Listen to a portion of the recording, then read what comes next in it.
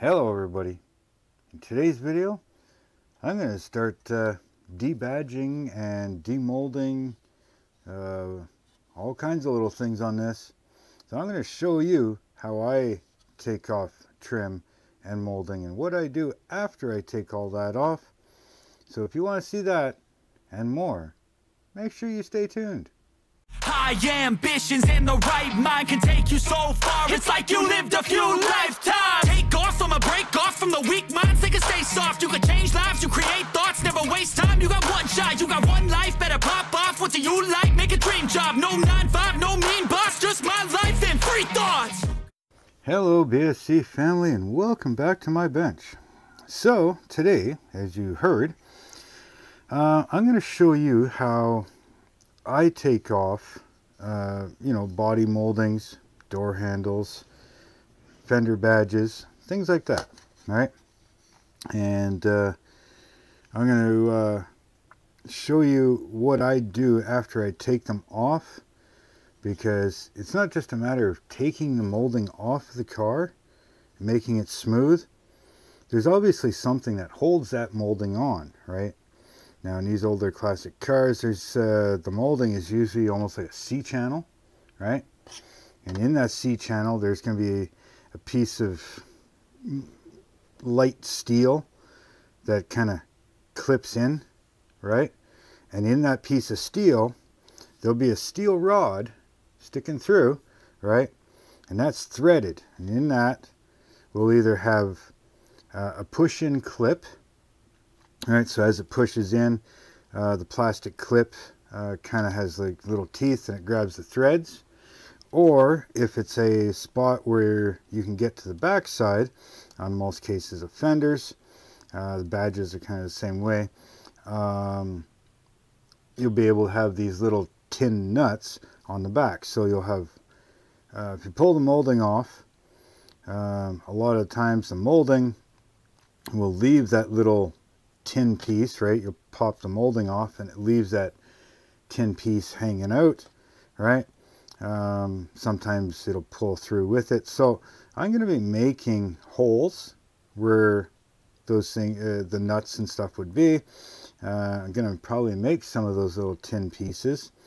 I'll make them, but I won't put them on because I got a bunch of work to do first, but they will be a detail that will go on afterwards. Same thing with the badges, front fender badges, or any badges, even the lettering on the trunk if there is any, or the hood.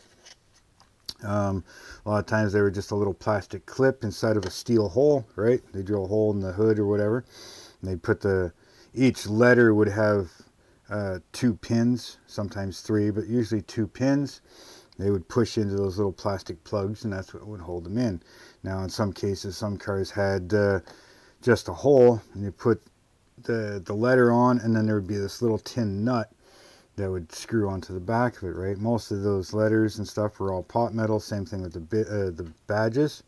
A lot of them were just pot metal. So we're going to drill holes for whatever we're going to delete. Door handles, kind of the same thing, right? The old classic door handles. One, it was kind of like a horseshoe, so you can put your fingers through and grab the door.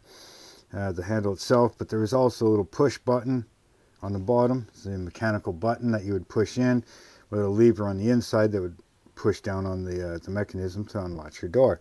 So if that door handle is missing, obviously there's going to be a bolt hole on one side of the door handle, there's going to be a bolt hole on the other side of the door handle, and then there's going to be a hole where that lever mechanism would stick through, right?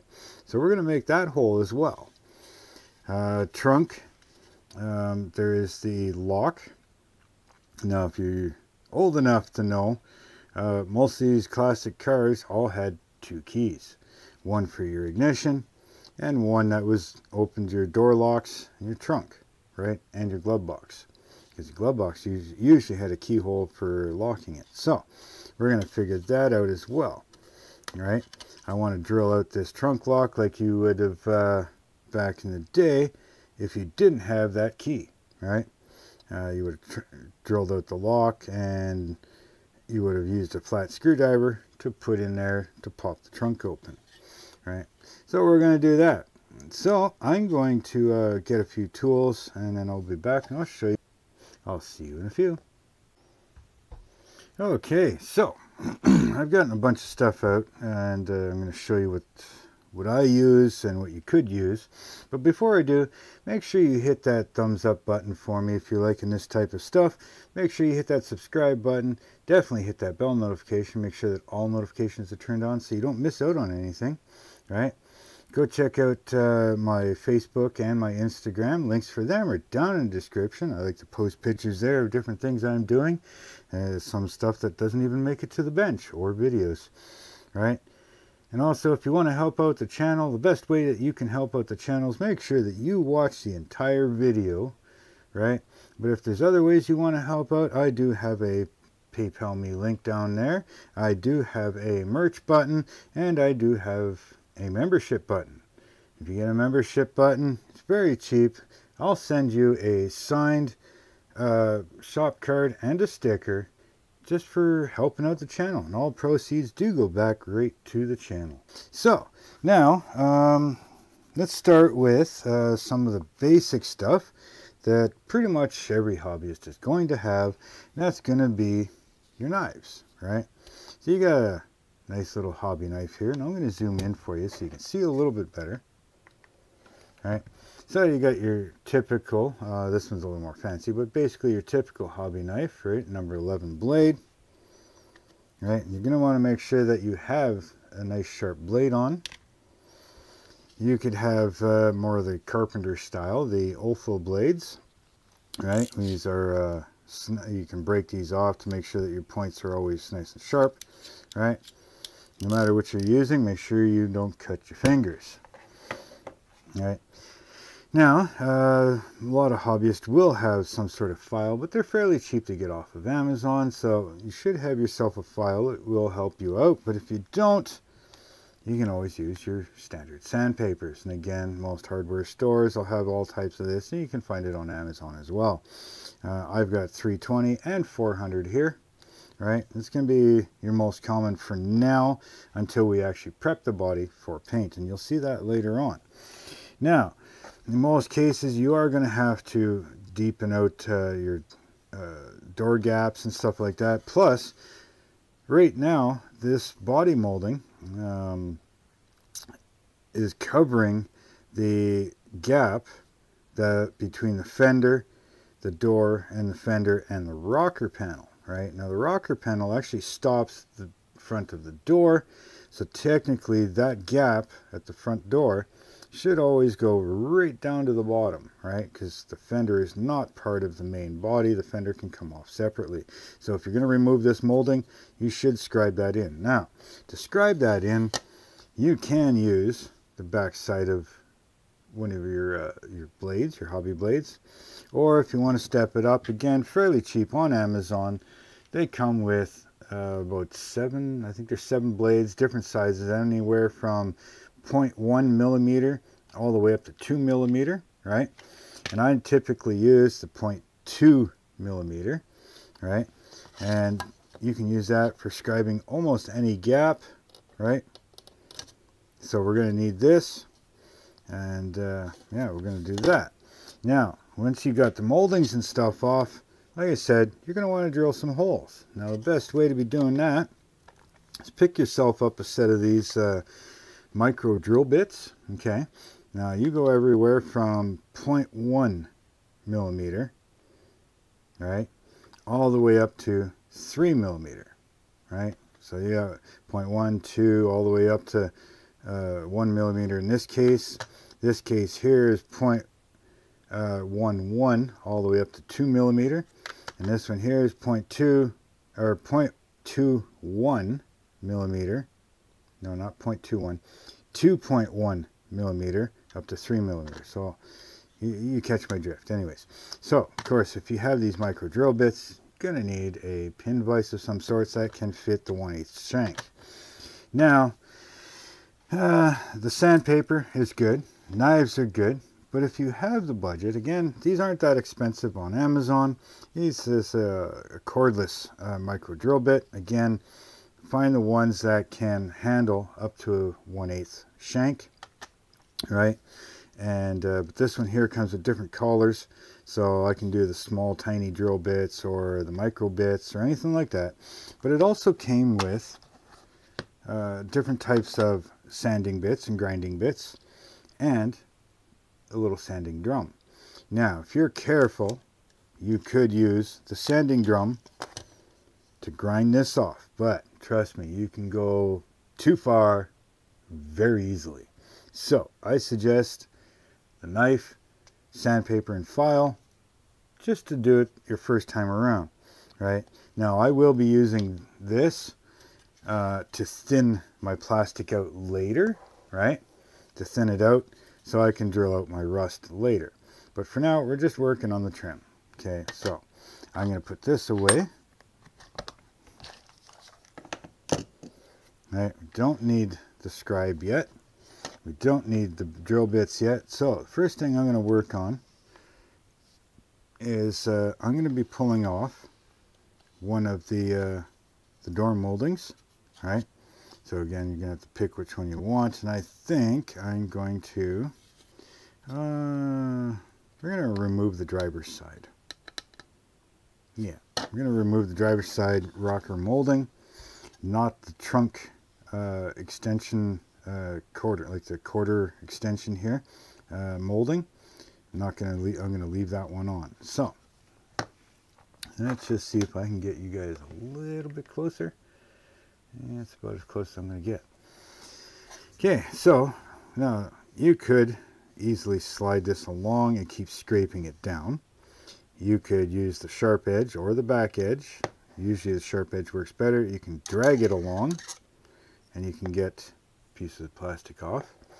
You can do a combination of everything. Now if you really want to, now there is a body line here, and it's prominent of the lower portion of the door, so trying to use the file is, you can do it, but you got to be very careful not to file down your body molding line. All right, you know, I may have to kill this so you can see better, not that it really helps. All right, but there you go, you can see the body line there. Right, give me a second, I'm going to adjust my camera because it's like extremely dark for me, but it's still washing out in the camera. Just give me a minute here, I'll be right back. Hey, that seems a little bit better. But anyways, yeah, so I'm going to start by just using the tip of the blade and getting rid of the highest part of the body molding.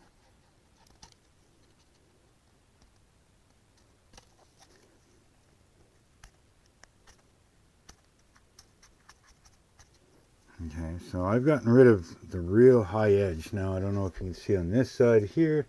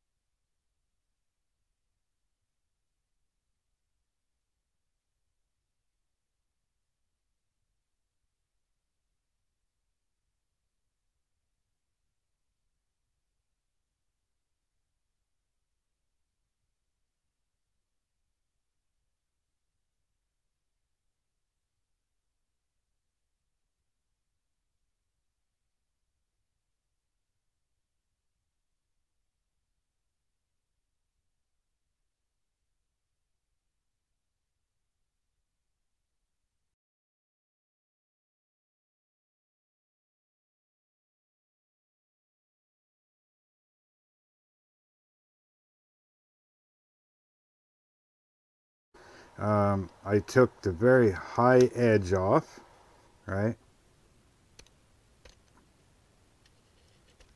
See how that turned white there? I took that, just took the very high edge off. Just like that.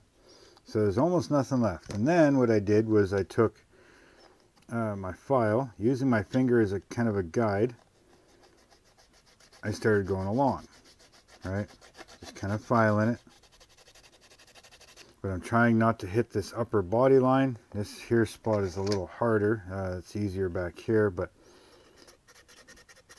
and then once I got far enough on that, I used my knife. I scraped it down a bit more just to flatten everything out.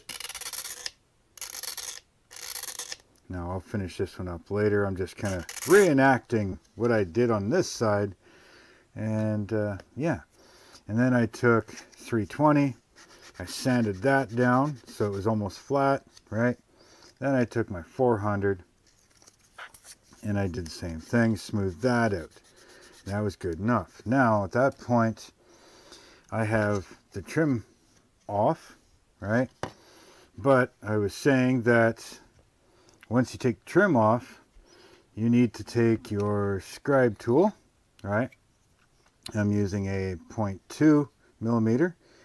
I cleaned up my door edges, cleaned up the bottom of the door edge, but there is a, it leaves the fender between the rocker and the fender. There should be a gap there where the fender stops, right? And I'll show you on the other side, but what I did is I started off with the knife, followed the groove of the door, and kind of pressed down and rocked it, right, to give myself a starting line. A lot of the times if you just try by this, you could start and then off into a different direction or that way or whatever. So if you use the knife, start your line a little bit and then you can come in and just gradually cut that line back in. Now I'm going to show you on the other side, but something else I was doing that no audio, and I marked out where all the clips and holes would be if this molding wasn't there. So I did that. Then I also drilled, right? I drilled. So I'll show you that here in a second. So that's where I left off the last clip. So here's what I did. Yeah, I'm already zoomed in as far as I can. Now, as you can see, I've got holes all along there, right? Now that's where the clips would be for the lower body molding. Now you can also see here that I cut that groove in. Now I'm going to clean all this stuff up later, but that's where the fender stops and the rocker starts, right? Because they are not one piece. Now you should be doing that pretty much on any type of car, but that's the way this one is, right? So I've got the holes drilled. Now I drilled them out at 0.5 millimeters of a hole. Now again, it depends on the size of wire that you've got, right? I've got a 0.5 wire, so I drilled a 0.5 hole. Now I also have some aluminum here, right? And this here is from like those dollar store baking sheets, aluminum baking sheets. Pick that up. Nice gauge. You can actually usually find 2 to 3 different thicknesses, so they're nice to have, right? Now what I did is I cut a 2 millimeter wide strip from it, right? And then I took a 1 piece of styrene about 1 millimeter wide, 1.5 millimeters wide, and sure, roughly about 1 millimeter thick, right? What I did was I took my 2 millimeter and I laid it over top, right, my aluminum, and then I took my tweezers here and I kind of crimped it down on both sides, right, just kind of making a bit of a channel in the aluminum.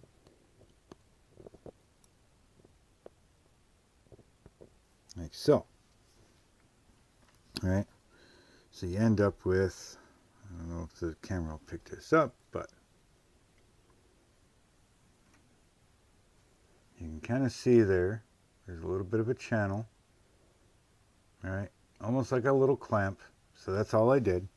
So now I'm going to cut that shorter, you know, and make sure you put a finger on it. I already cut one out for you guys, and it's my third one because they take off. So I've lost 2 somewhere on this floor already. So I'm just going to shorten that side up a little bit. Then I'm going to cut this side about the same length so that I'm left with just that tiny little piece. Right? Okay. Now what I'm going to do is I'm going to take that same 5mm drill bit and I'm going to drill a hole in the center of that. Now I got lazy and I'm actually using my little cordless rotary tool here with that 5mm drill bit. Try to aim for the center. Drill a small hole. Okay, so now you got a small hole that this 5mm wire will fit through. Okay, and you're going to use a tiny little bit of super glue. Doesn't matter if you got the black, the clear. I try to use a gel for this stuff just so that it's not running all over the place. I don't have a piece of tape out here. Maybe a piece of tape, piece of foil, anything. Screw it, I'll just use this. I can scrape it off. So we're going to drop a glue on here. We're going to use my side cutters. We're going to cut off, oh, I don't know, about 4, maybe 5mm piece.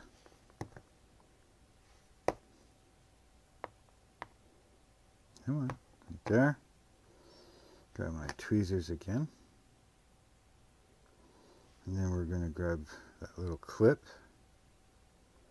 Now, on the clip, where the bump is in the center, you want that facing the car, and then the pin that you're going to put through that, you're going to push it all the way through so that it's towards the car as well. And I'll show you here in a second. Now you may want to get yourself some of these old man glasses or whatever you want to call them.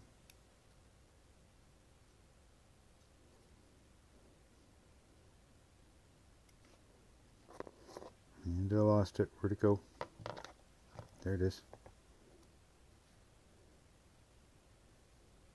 That looks good. Now, if you want, take a toothpick or something. You can always dab a little more glue on the inside just to really lock it in there. Okay, something like that. So now, let's see if I can put this in such a way that you can see what I did now that it's glued to my finger. Here we go.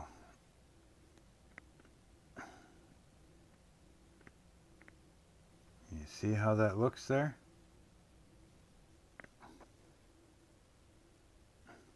That's what you're looking for. And yes, my hands are dirty. I was splitting wood for the fireplace. Not to mention working on the ship and doing this stuff. So, now, once that's dry, we can take that and we can carefully go to the proper side. We can put that on the car. You can just adjust it a little bit. Now, this isn't going to be perfect, but it's definitely going to give you the illusion that there was trim there. You can play with it a little bit.